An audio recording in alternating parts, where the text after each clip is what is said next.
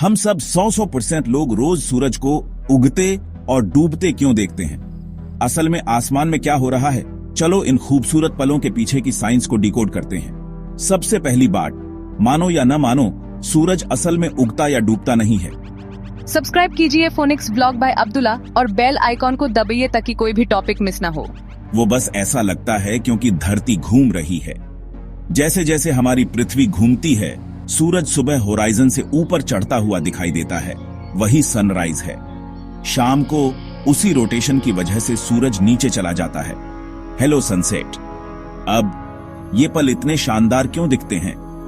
क्या आप जानते हैं कि साल का सबसे बड़ा दिन 21 जून को होता है, जिसे समर सोल्स्टिस कहते हैं?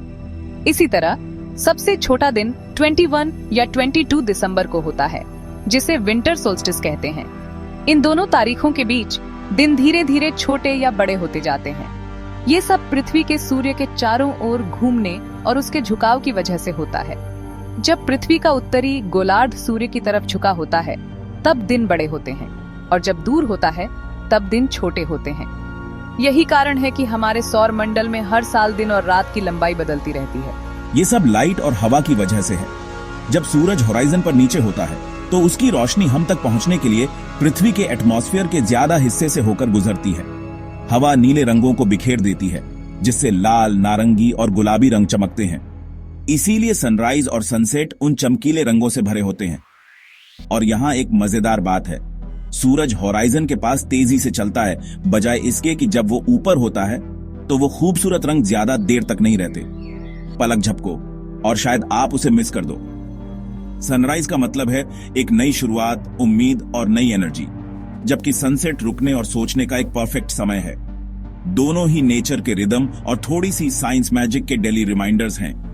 तो अगली बार जब आप सूरज को उगते या डूबते हुए देखो, याद रखना, आप रियल टाइम में पृथ्वी के घूमने के गवाह बन रहे हो, जो हमारे एटमॉस्फेयर के रंगों से रंगा हुआ है। क्यूरियस रहो और देखते रहो।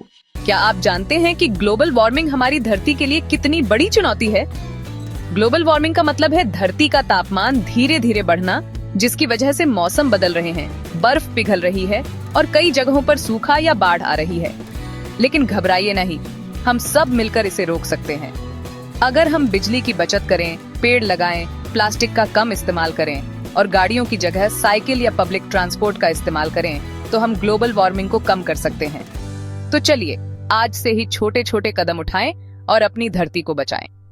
याद रखिए, हर छोटा बदलाव मायने रखता है।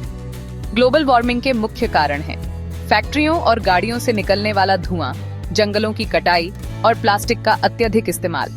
जब हम कोयला, तेल और गैस जलाते हैं तो कार्बन डाइऑक्साइड जैसी गैसें वातावरण में बढ़ जाती हैं, जिससे धरती गर्म होती जाती है।